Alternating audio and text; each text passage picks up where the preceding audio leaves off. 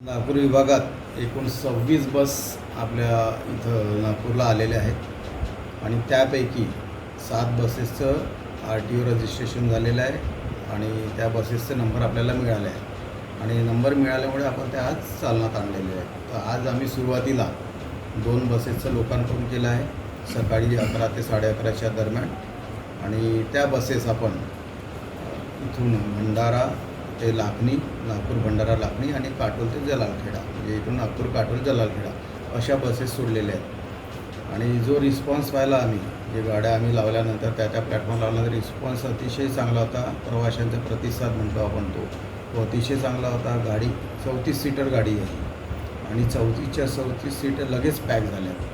ही गाडी अतिशय चांगली आहे.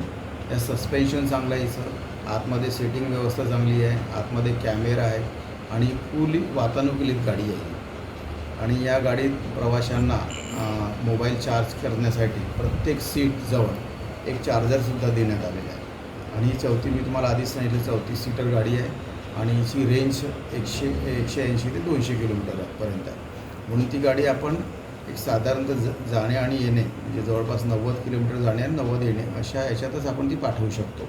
त्यामुळे आपण बरेच लांबचे अजून म्हणजे 150-200 किलोमीटरचे आपण अजून